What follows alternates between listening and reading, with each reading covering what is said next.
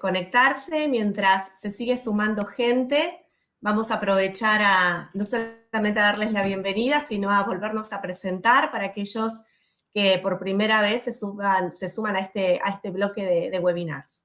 Mi nombre es Ayelen Dickerson, estoy transmitiendo desde Comodoro Rivadavia, pertenezco al Movimiento Puente desde hace 12 años, estoy casada, tengo 2 hijas, soy comunicadora social y en este momento me dedico a la gestión de redes sociales, pero como ven no estoy sola, así que le voy a dar paso a mi compañera para que ella también pueda presentarse.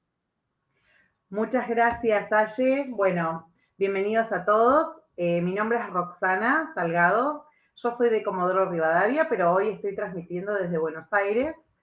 Tengo 48 años, estoy casada, tengo 3 hijos adolescentes. Soy ingeniera electrónica de profesión y docente y actualmente me dedico a la docencia.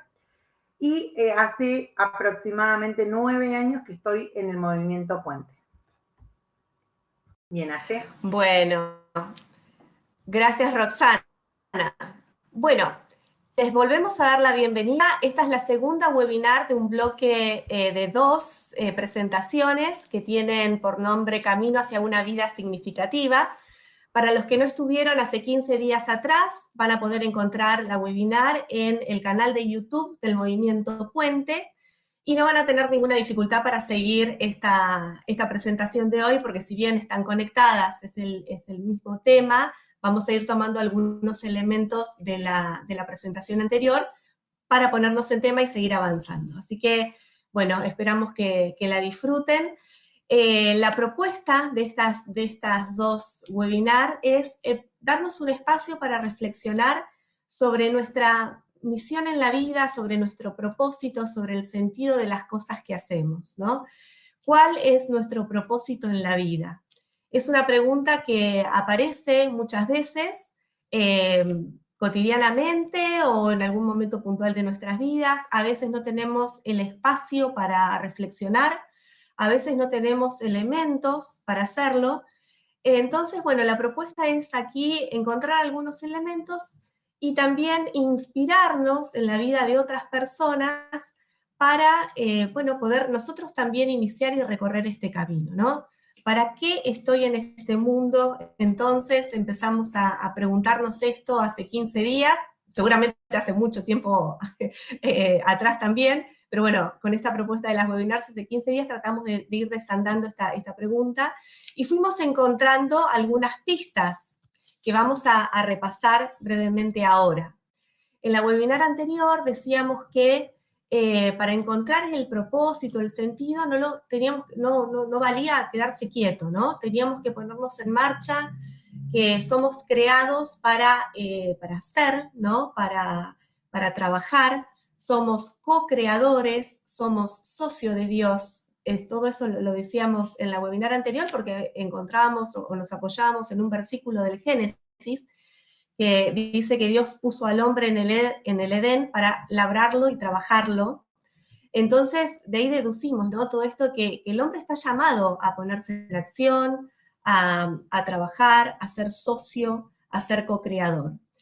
No solamente eso, sino que también es invitado a hacerlo en comunidad, no en solitario, ¿no? No cortarse solo, sino que en comunidad vamos a también encontrar muchas respuestas, vamos a encontrar sostén y vamos a encontrar también ayuda para el tercer punto, que es identificar nuestros talentos, nuestros dones. Todos traemos dones, a todos se nos dieron estos regalos, estos talentos, y estamos invitados a reconocerlos y animarnos a invertirlos, ¿no? A ponerlos en juego. Para esto nos apoyábamos en la parábola de los talentos, que también la desarrollamos en la webinar anterior, así que si alguno tiene la inquietud puede mirarla y bueno, trabajar un poquito más esta parábola. Acá tenemos 3 pistas, ¿no? Para empezar a trabajar y empezar a ver, bueno, cómo podemos encontrar nuestro propósito, el sentido. Pero la propuesta de esta webinar va más allá, va también en la idea de poder inspirarnos en personas que ya hicieron este recorrido.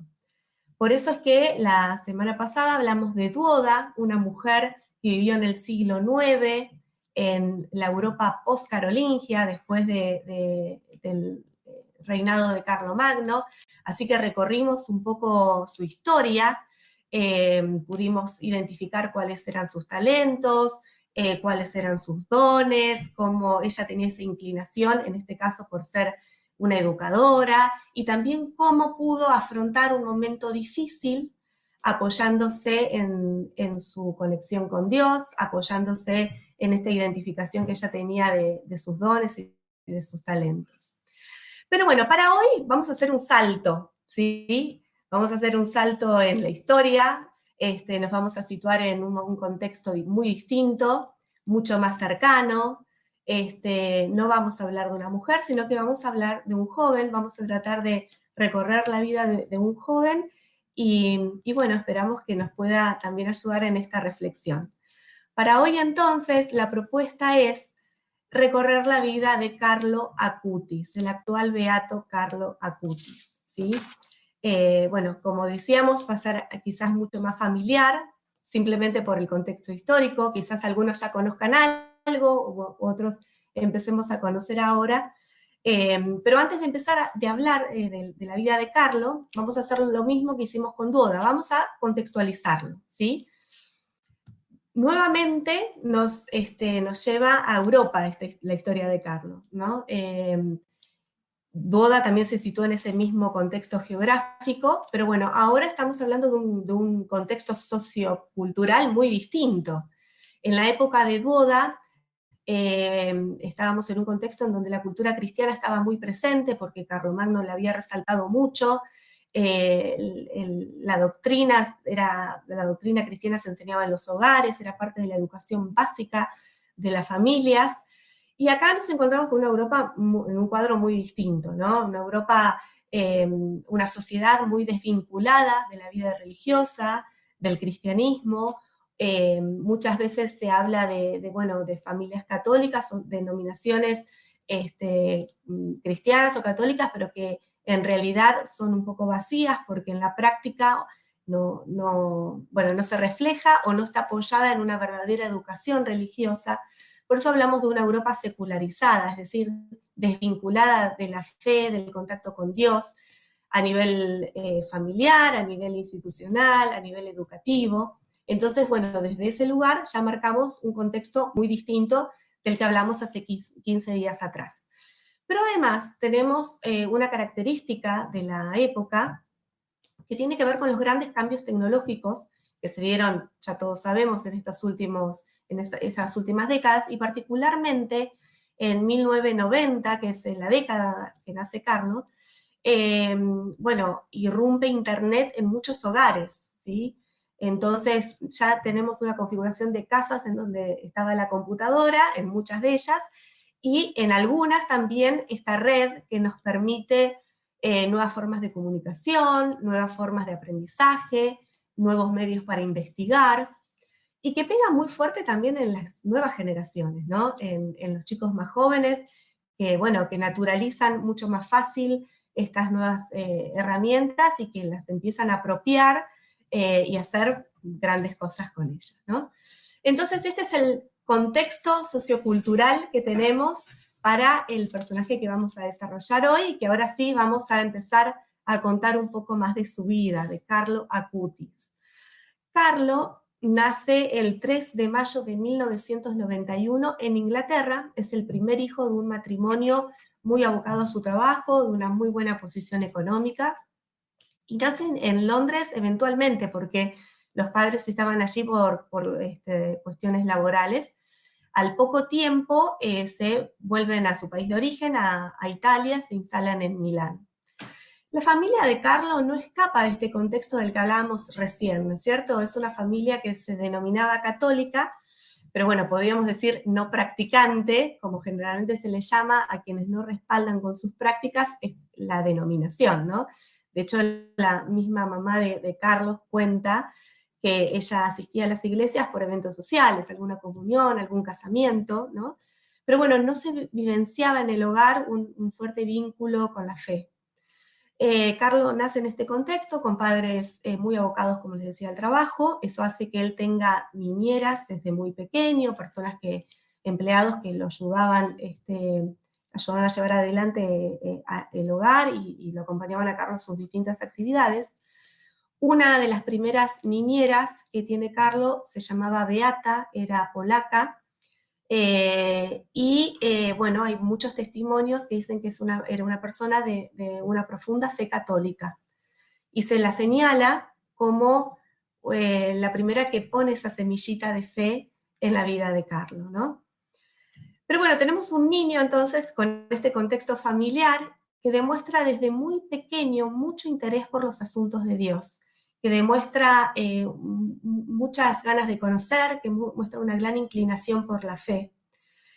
Nos podríamos preguntar, en este contexto del que hablábamos, con este núcleo familiar, ¿qué es lo que hace que un nene tan pequeño, ¿no?, tenga esa devoción?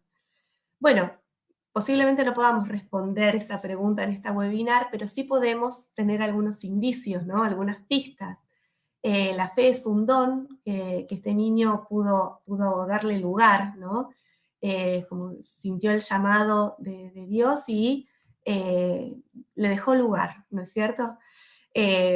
Obviamente que también tuvo, como decíamos, ¿no?, esta semillita de la primera niñera, pero bueno, él dio lugar, ¿no?, a este don. Es un niño que con esta frescura, con esta fe tan natural que él vivía, que transitaba, contagió a su círculo familiar, ¿no? Contagió no solamente a los papás, sino que tenemos el relato o el testimonio de otra persona que era empleada de la casa, que lo acompañaba a Carlos en muchas actividades, que es de origen hindú, y él menciona, lo pueden encontrar en muchos documentales, cuenta, bueno, cómo vivía Carlo la fe, ¿no?, cómo la transmitía. A mí me gustaría leerles algunos de sus testimonios. Mogur se llama el niñero, podríamos decir, de Carlos, y él dice esto, ¿no? Su comportamiento cambiaba cuando estaba dentro de la iglesia, con todo respeto. Él sabía que había algo diferente donde vive Jesús. Eso tocó mi corazón cuando vi el comportamiento de Carlo. También dice esto. Siempre hablaba de la Eucaristía, de Jesús, de cómo sufrió por nosotros. Sacrificó su vida por nosotros. Carlo me dijo que donde quiera que yo vaya, podía encontrar a Jesús presente en carne, alma y sangre en el sagrario. Tal fue la vivencia, ¿no?, que tuvo Mogur a través, en la convivencia con Carlo, que él se convierte al catolicismo, ¿no? Carlo, por esta gran fe que demostraba, tuvo un permiso especial para tomar la comunión a los 7 años, y bueno, no fue solamente ese evento, sino que él siguió tomando esa comunión todos los días de su vida, ¿no? Bueno, así transcurrió esta vida de este niño, muy normal, con muchas cuestiones, iba a la escuela, tenía sus actividades, pero con esta profunda particularidad de mostrar tanta devoción y tanta fe. Vamos a avanzar ahora a ver cómo transcurrió su adolescencia. Bien. Bueno, la verdad es que es súper interesante hasta ahora la vida de Carlos y como contaba Aye, súper enamorado de la Eucaristía desde muy pequeño. Y él vivió su adolescencia como un joven más. Iba al colegio, tenía amigos, le encantaba la tecnología.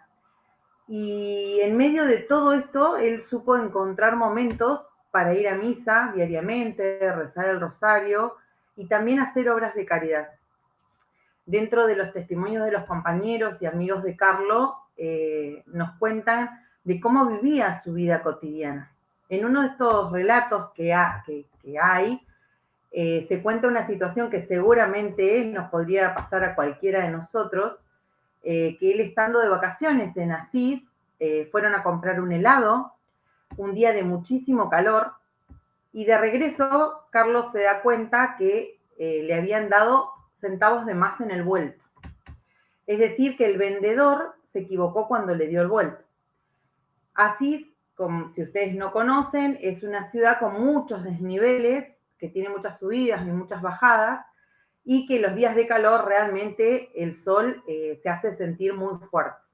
En ese contexto, y a pesar de todas esas condiciones, Carlo habla con su amigo y le insiste hasta el cansancio para volver al negocio donde habían comprado el helado y devolverle los centavos que le habían dado de más en el vuelto. ¿Y él qué le decía al amigo? Que eso era fruto del trabajo de ese hombre y que correspondía que él lo tuviera. Realmente un gesto sencillamente correcto, ¿no? También están los testimonios de los profesores y de los compañeros de colegio que cuentan que Carlo se destacaba no por mostrar su fe, sino por contagiarla. Estar siempre unido a Jesús, ese es mi proyecto de vida, decía él. Y ese proyecto de vida surgió del inmenso amor que Carlo sentía por la Eucaristía.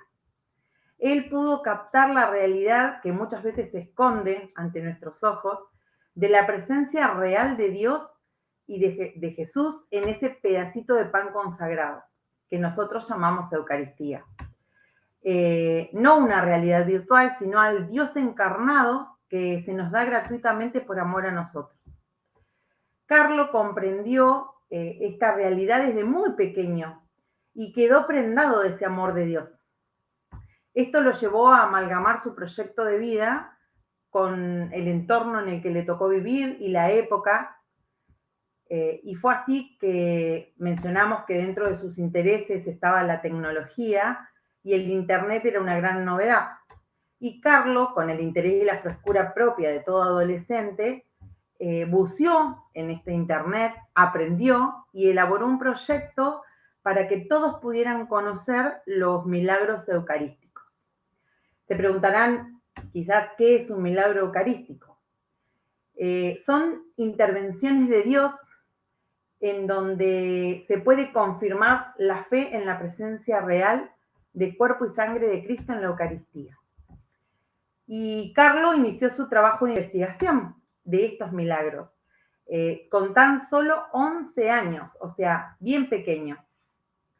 Dio como resultado todo este trabajo una obra que describe los milagros eucarísticos alrededor del mundo, en 20 países y aproximadamente 160 milagros registrados. Este trabajo se expuso en internet, en una web que él armó, y después también se hicieron exposiciones en 10.000 parroquias alrededor de todo el mundo. Su madre no oculta su admiración y su emoción al contar lo impresionante que era ver un niño que en lugar de salir a jugar con los amigos o pasar horas en videojuegos, invertía todas sus horas trabajando en este proyecto. Es más, contaba que se gastaron 3 computadoras y varios viajes para poder hacer un registro fotográfico de todos estos eventos para poder después armar la investigación y plasmarla en la web. Quería que todos amasen a Dios, ese era su proyecto, ¿no? Y que comprendieran que en la Eucaristía es lo más increíble en el mundo, porque ahí está Dios vivo. Y más impresionante realmente era ese amor que él ponía desde tan pequeño. Tras 2 años de investigación, él logró poner su proyecto en marcha, publicarlo, hacer la exposición y logró recoger un montón de milagros alrededor del mundo que quedaron plasmados en su web por si quieren buscarlo. Ahora bien, Carlo pensó en los no creyentes de esa época. ¿Cómo mostrarles que Jesús está realmente presente en la Eucaristía? Y bueno, lo que hizo fue ponerse en acción para llevar ese mensaje que él quería hacia la gente que él veía que quizás no creía en Dios. Esto que tanto lo inquietaba y que los demás pudieran conocer esa belleza de Jesús. Pensemos en sus talentos, conociendo su vida, por lo que ya hemos charlado, con tan poca edad. Él era una persona metodológica, era bastante riguroso en armar su trabajo y su proyecto, su inclinación por el estudio, porque para armar un sitio web, hoy tenemos plantillas, pero en esa época en que él lo inició, había que estudiar, averiguar, probar, hacer, deshacer. Y sin embargo, él con su frescura y su sencillez lo llevó adelante, ¿no? Esta capacidad que tenía para relacionarse con los demás y para llevar adelante este proyecto que tenía, que salía desde su corazón, desde ese amor a la Eucaristía que él sentía. Cuando se le pregunta a su biógrafo y al promotor de su beatificación por la base espiritual de Carlo, lo que menciona es que él tenía como base y sustento la Eucaristía y el rosario. Ese fue su alimento diario. Todos los días rezaba el rosario, todos los días asistía a misa y tomaba la Eucaristía. Y decía, la Eucaristía es la autopista al cielo. A Carlo le costaba entender cómo hay tanta gente que se juntaba a los conciertos, pero no hacían lo mismo para ir a misa a ver a Jesús Eucaristía. Y es más, él decía que teníamos la gran posibilidad en nuestros tiempos de ir a encontrarnos con Jesús yendo a la parroquia del barrio. La única mujer que él amó en su vida fue la Virgen María y manifestaba esta devoción que tenía por la Madre de Dios con este rosario diario que rezaba. Entonces, en resumen, la oración y la Eucaristía fueron esos medios que él tuvo al alcance de su mano y los utilizó para poder mantenerse unido a Dios y de ahí seguramente encontrar claridad para identificar lo que tenía que hacer y también para tomar la fuerza de poder llevarlo adelante. En 2016, con 15 años, Carlos enfermó repentinamente de leucemia y falleció al poco tiempo. La madre cuenta que se sorprendió muchísimo cuando en su funeral llegó gente que ella no conocía, gente de distintas condiciones sociales, etnia, gente con la que Carlos había hecho un vínculo a través de la caridad. La gente que lo conoció en vida había podido ver en él el rostro de Dios y por eso comenzaron a pedir su intercesión para distintas situaciones cotidianas. Este fenómeno, sumado a todo el trabajo que él hizo sobre los milagros eucarísticos, empezó a recorrer el mundo y supuso la extensión de la fama de este joven. Es más, ha sido declarado beato gracias a un milagro que fue reconocido en 2010 por la curación de un niño brasilero. Y si bien esto es un dato más sobre su vida, acá lo que nos interesa es identificar cómo Carlo, enamorado de Jesús de Eucaristía, sintió ese llamado, esa necesidad de compartir con otros su amor por Jesús, vivo y real, presente en la Eucaristía. Y respondió a ese llamado, sin importarle nada más. Muchos pensarán, bueno, pero tenía todo para hacerlo, porque tenía familia, una buena posición económica, los medios. Sin embargo, justamente estos medios que él tenía quizás también hubieran sido un obstáculo para él, porque presentaban tentaciones, el acceso a la tecnología, el dinero para viajar, para salir con amigos. Pero él, llevado por este amor que sentía en su corazón, nos muestra que no importa en qué condición nos encontremos, social, cultural, de salud, geográfica, laboral, porque lo importante es esa conexión que estableció con Dios, que permite que, en el caso de él, lo guió en la búsqueda dentro de su corazón para descubrir estos dones que tenía, estas cosas que le gustaban, esta facilidad para hacer ciertas cosas y de esa forma poder responder al llamado particular. Y poner en juego sus talentos, no escondiéndolos, sino haciéndolos fructificar, como habíamos visto en la webinar pasada. Muchas veces vencer las perezas, las facilidades que el mundo nos presenta, las distracciones, es difícil, pero vale la pena, ¿no? Movidos por este amor que sentimos en el corazón, porque bueno, al fin y al cabo él lo que entendió es que la felicidad la experimentamos cuando realmente cumplimos con nuestra misión. Ahora bien, a lo largo de estas dos webinars, nosotros lo que hemos tratado de hacer es identificar a través de estas dos vidas que hemos expuesto en sus contextos históricos, culturales, que podamos encontrar o comprender que siempre hay una misión a la que estamos llamados, que todos tenemos talentos y podemos hacer algo.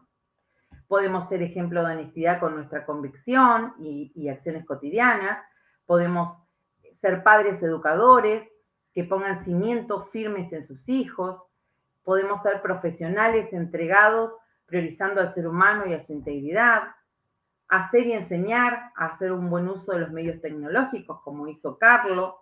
Los ejemplos son innumerables.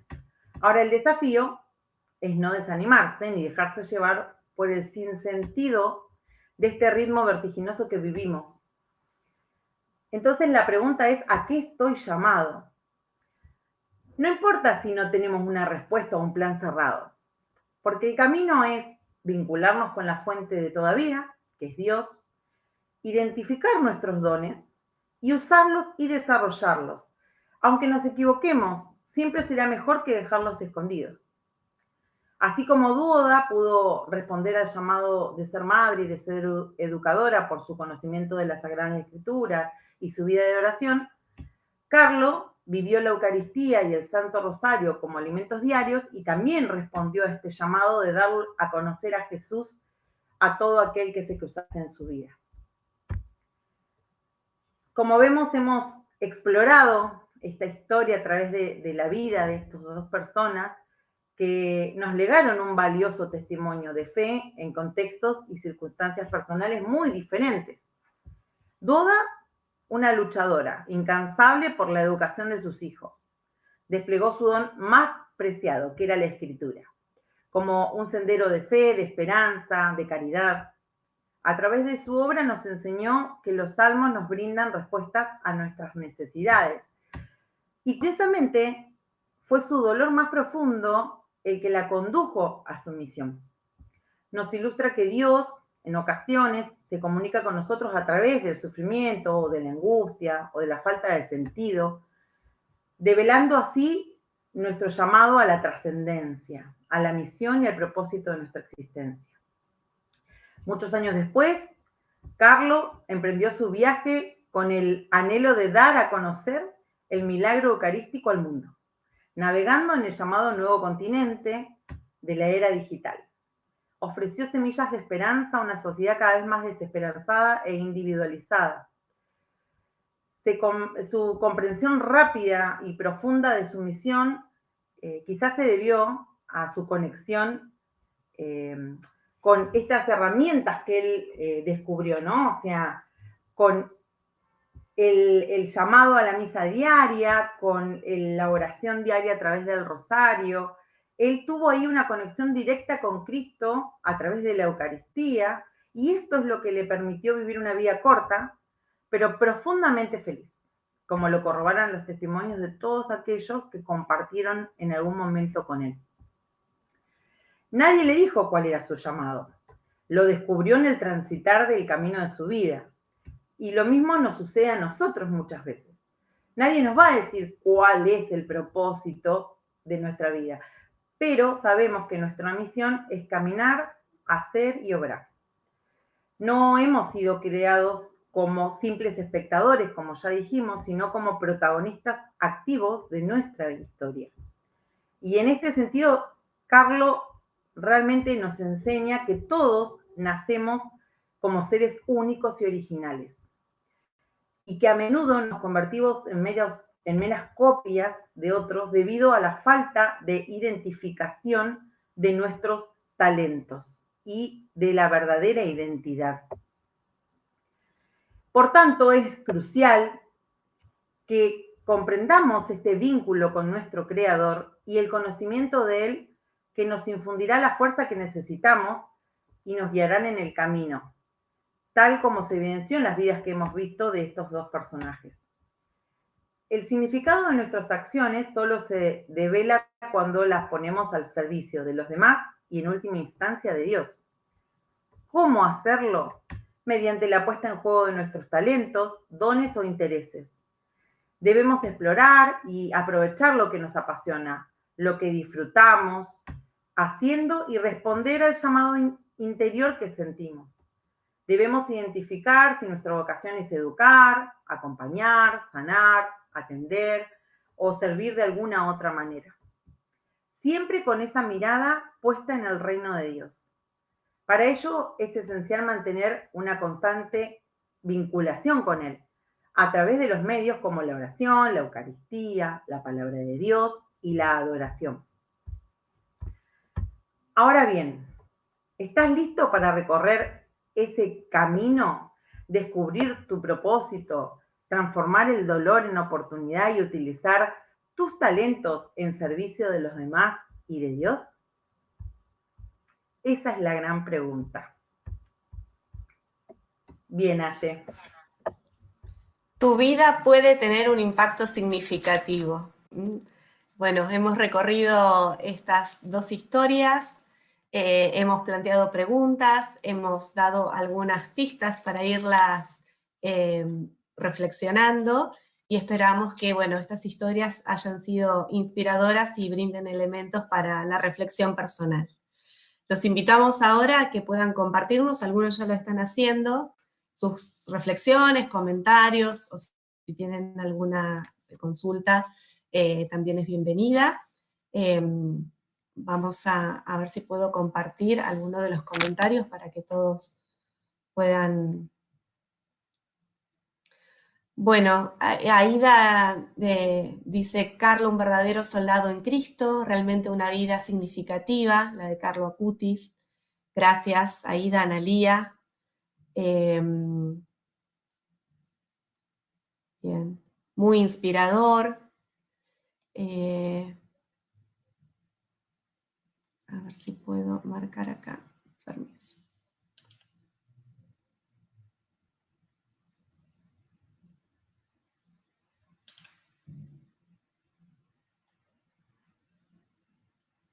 Roxana, te dejo a ver si podés compartir alguna. Yo las voy, porque se me duplicó la pantalla, se me están pisando. Dale. Gracias. Bueno, acá voy con las reflexiones. Aida nos comparte, nos da fuerza para seguir intentando caminar camino a cuesta para acercarnos a Dios. Bien. A ver si encuentro otra más.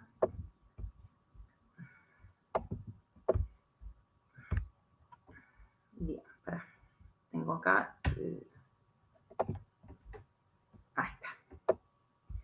Bueno, yo voy leyendo algunas. Por ahí Suyai nos dice, qué interesante que en este tiempo.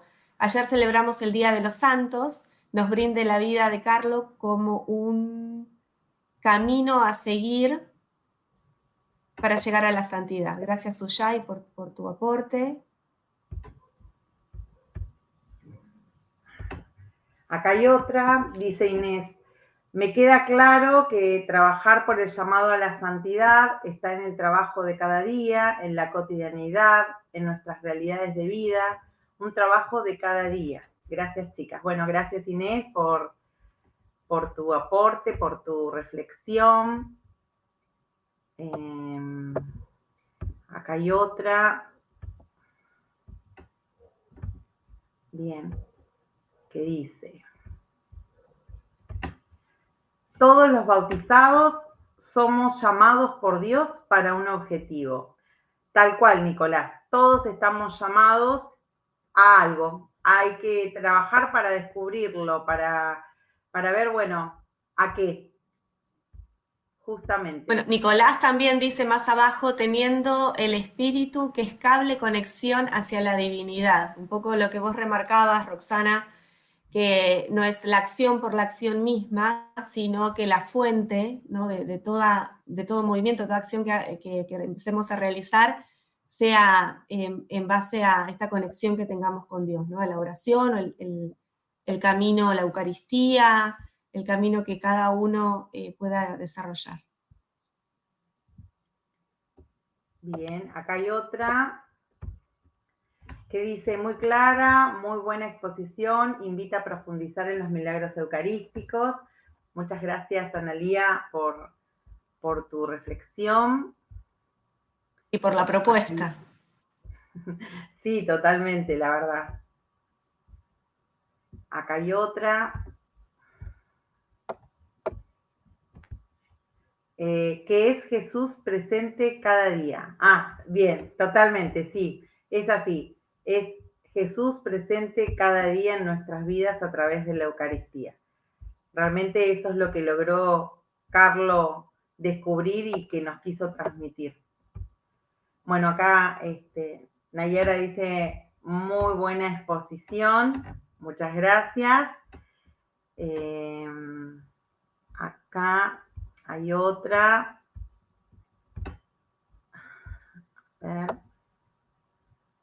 Dice, en la vocación a la que fuimos llamados podemos llevar a la santidad. Duoda, esposa y madre. Carlos, un joven consagrado a Dios. Tal cual. Gracias, Graciela. Acá Gaby dice, gracias chicas, cuánta riqueza en la vida de Carlos y reflexiono, qué importante nuestra vinculación con Dios para descubrir a qué estamos llamados en esta vida. Bien. Exactamente. Acá va otra.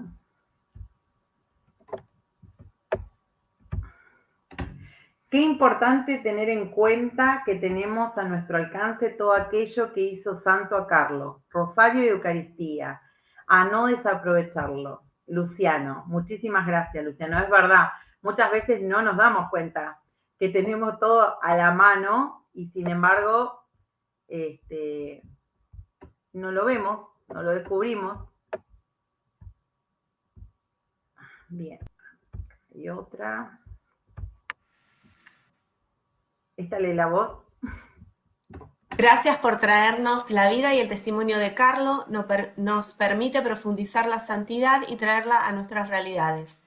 No es algo imposible, la santidad se puede vivir. Gracias, Lourdes. Acá va otra. Muchas gracias por compartir este hermoso testimonio de Carlo, alentador para acompañar a los jóvenes en este ejemplo de vida. Sí, la verdad que la figura de Carlo es, muy cercana a todos los que vivimos en esta época y especialmente a los jóvenes, claro. Bien, acá dijeron que Carlos buscaba no solo contar su fe, sino contagiarla. ¿Pueden ampliar sobre la diferencia entre contar y contagiar? Bien, José. Como dijimos en la webinar, no es que él contaba en qué creía o qué creía, sino que él vivía y en sus actos cotidianos mostraba a Cristo en su vida, mostraba a este Jesús de Eucaristía vivenciándolo día a día, a través de sus acciones cotidianas, como contamos del acto de caridad de devolver el vuelto, esto de ir a misa, de rezar el rosario, y eso es lo que contagiaba. Bien, a ver, vamos a otra más. Acá hay otra. Espera que... Bien.